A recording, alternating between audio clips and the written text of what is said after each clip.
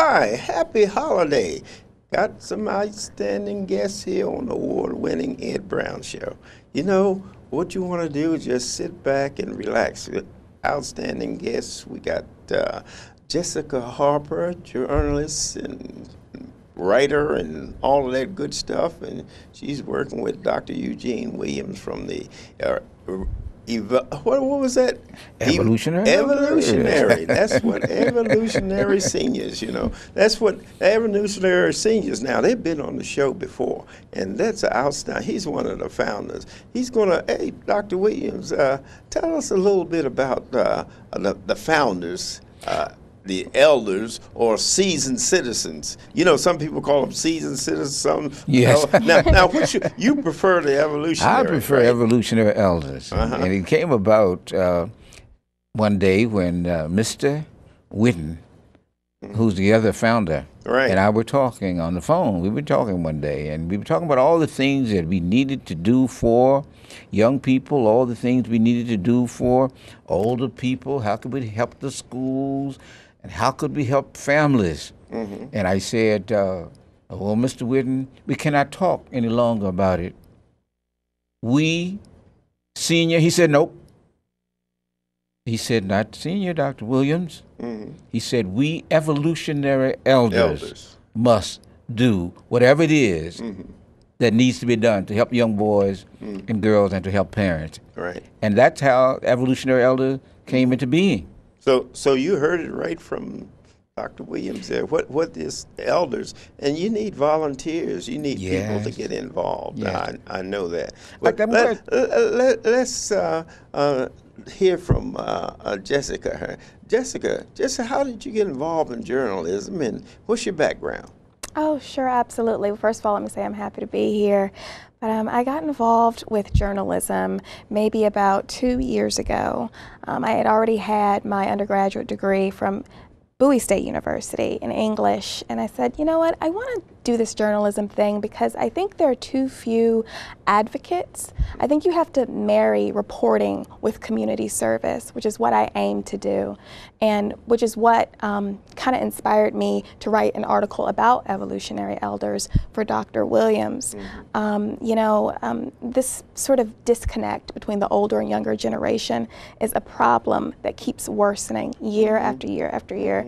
And I think that if we are able to just solidify that bond, then we can, we can end some of this violence. The CDC reported in 2009 that Black young people are more prone to violence than their white counterparts.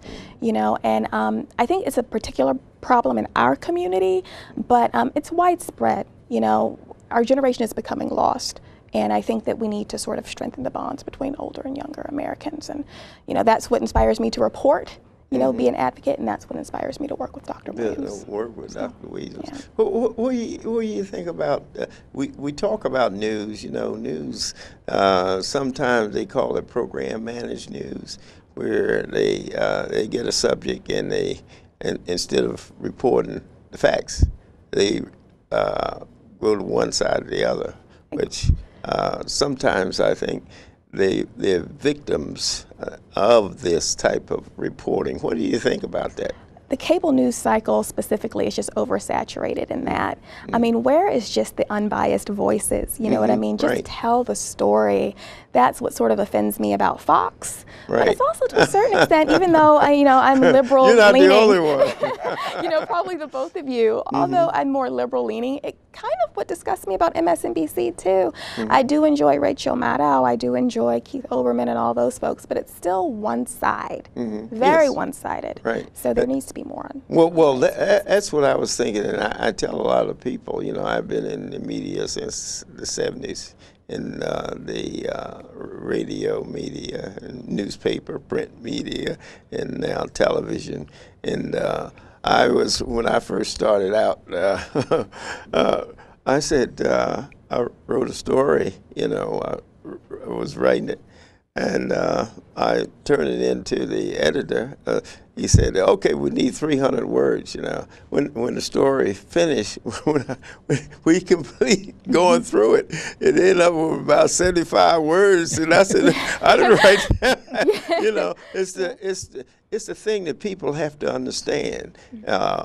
Program managed news often gets out of hand because the editor is sent a journalist, student out, or someone to cover, and then they write maybe 300-400 words, and then the program editor he decides to, if he wants to slant it one way, he can do that. An agenda is almost always behind it. Yes, yeah. Right.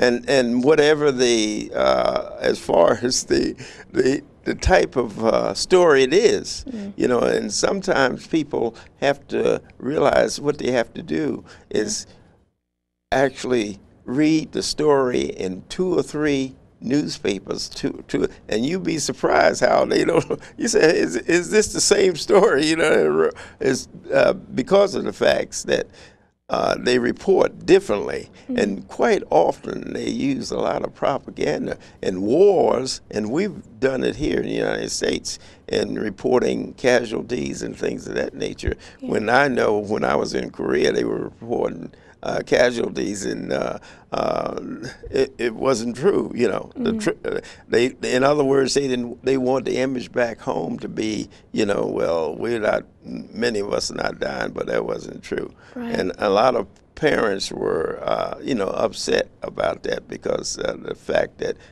they were reporting not the real gist of the story.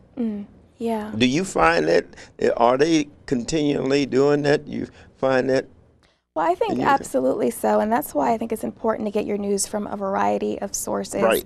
Yeah, for instance, I don't like Rush Limbaugh. I don't even know if I consider him a journalist necessarily, but I'll turn him on just to see what the right Tea Party, you know, Tea Partiers are sort of thinking.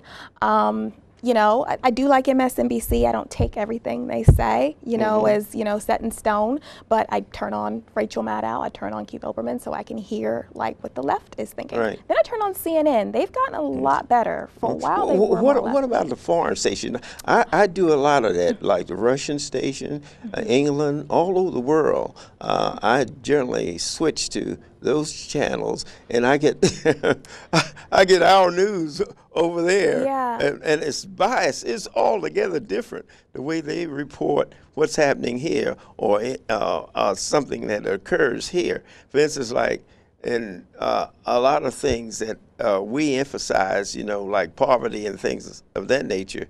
Well, when we report it, it's different than when they report it. When they report it, you wouldn't think the Europeans had poverty and homeless people walking the street. This is in Paris, Russia, in all of those countries.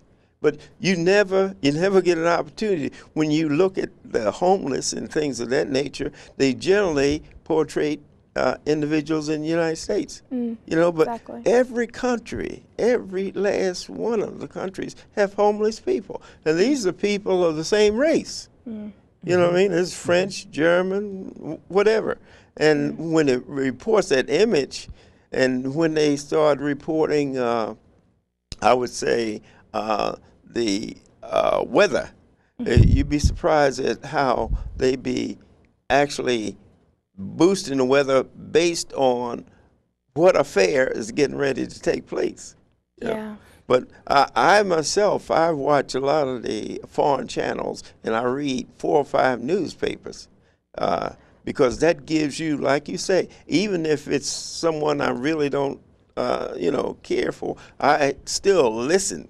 Because you can learn that way, you know. I mean, you learn basically the way that it's going. How do you find that? No, I agree with you, and I was going to bring up a point my professor made, a professor I had at Maryland. He said, I always go to the BBC for American news because they're separated from it. and they don't really have an agenda. They don't really have a stake in it because they're not in this country.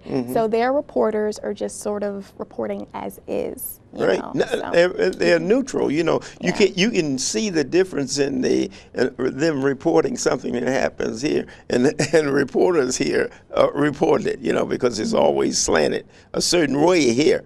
It depends on what story it is. Well, you know. Well, I'm happy that Jessica reported on evolutionary elders the way that she did. I mean, if anyone viewing us now has not seen that story, I think that they should run quickly to get Google. a copy, huh? Oh, they can go to Google. It's on Google now. It's on Google? They can go to Google. All they have to do is just type in evolutionary elders, and there it pops up. And I don't even know whether you've seen the letter to the editor. Yes, that's on I Google. saw a few. Weren't you pleased with that? I was very pleased. One, I guess she was a parent, wrote in and said, "Thank you so much. It's great to read positive stories, you know, that our people are doing to sort of end this sort of rift between older and younger generations. It is nice to see that we're doing mentoring, reaching out, so that, you know, the generation is lost no longer, you know." And she said something to that effect. I'm not quoting her verbatim, but it was just very inspiring to get that feedback. So she did that. And she put us on the spot. I mean, this young lady here, the article just made so much of a difference. When we wanted to explain evolutionary elders, we said, well, there's the article. There's the article that Jessica wrote. Go and read it. And I've been sending it all over the world. Is that because right? I think it's a great article, and I think that she is a great person. I think she's going to become one of our world's greatest journalists. I agree. She's very. Thank you. Well, he's doing great work, you know. No, so but I'm actually, able to, you know, you speak of the gap between the elders and the young people. I think having a young person realize that, you know, the elders, they have lived and they know how important that is. Having the young people realizing there is something that can be learned from elder, you know, although he may not be able to work the computer or the iPod or the electronics that you're involved with now, there's still something, and getting the two together, I think is basically the experience that the elders have and the energy that the young people have, and the technology that the improvement in technology between the ages is so very important. See. Even, you know, just noticing difference between my younger cousins and myself. I have, I guess she's 14 now, and so she's known nothing but computers. I'm 28, so I got computers late, maybe around 7th or 8th grade. They were integrated into my school program. But she's like, I mean, she was born with like a laptop attached to her hip, and just how she receives information. And but there's dangers out there too, you know, in cyberspace. You know, it's so much easier to get access to violent material, pornography, or what have you, and you know that should be addressed. Yeah, just noticing those differences. So what do you think should be done as far as the young people to get them involved and interested in working with a group like Dr. Williams? Yeah, well, I think exactly what Dr. Williams and, you know, Evolutionary Elders does, which is meeting them where they are. They will. One thing Dr. Williams said that I just thought was so wonderful. He said, "We will go wherever they are, whether it's a recreation center, you know, whether it's you know, after school, you know, whether it's a church program that, you know, youth are involved in. We will go there, meet them where they are, and, you know, just work with them, you know." And I think even beyond that, maybe going to the malls, you know, movie theaters on Friday nights, you know, whether it's handing out literature. I mean, you know, people say, "Oh, well, that's not going to do anything," but, you know, if you're able to reach 2 or 3, you know, that's a starting point. So just meeting them where they are, which is what they do. And then what about having and developing programs, social programs and technical programs? See, because I feel that the country loses so much. A person retires and then, you know, they go and they cut the grass and do chores around the house and all that kind of stuff, where they actually have so much knowledge that they could pass on to the young people. And like I said, the young people, they have something to add too.